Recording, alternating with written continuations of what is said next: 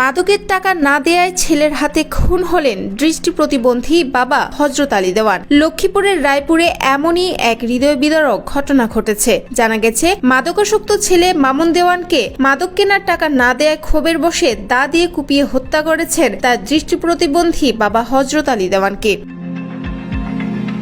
ঘটনাটি ঘটেছে বুধবার সন্ধ্যায় সদর উপজেলার উত্তর চরবংশী ইউনিয়নের ১ নম্বর ওয়ার্ডের মেঘনা বাজার এলাকায়। স্থানীয় পুলিশ ও এলাকাবাসীর বরাতে জানা গেছে, নিহত হযরত আলী ছিলেন এক চোখে অন্ধ এবং পেশায় কৃষক। তার ৪ সন্তানের মধ্যে মামুন ছিল সবচেয়ে ছোট এবং সে গত ৫ বছর ধরে মাদকাসক্ত।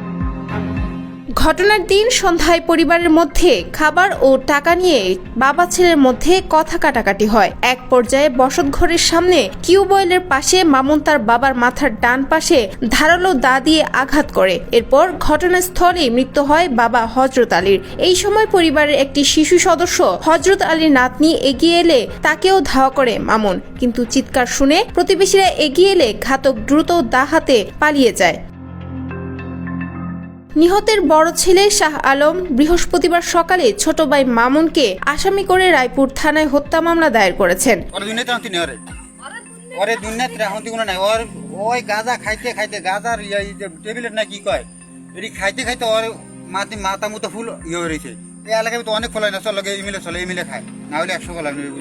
রায়পুর থানার ওসি নিজামুদ্দিন ভুইয়া এ বিষয়ে জানান, তার স্ত্রী এবং বাবা দুজনের সাথে তার বনিবনা ছিল না, একটু অন্যমনস্ক বিষয় ছিল। প্লাস তার বাবাকে তার স্ত্রী এবং ছোট মেয়ের সাথে অনৈতিক সম্পর্কের কারণে সন্দেহ করত। মূলত সন্দেহ প্রবণতা থেকেই আজকের ঘটনার সূত্রপাত। আজকে সন্ধ্যার পর আসামি মামুনের ওয়াইফ বাড়িতে ছিল না।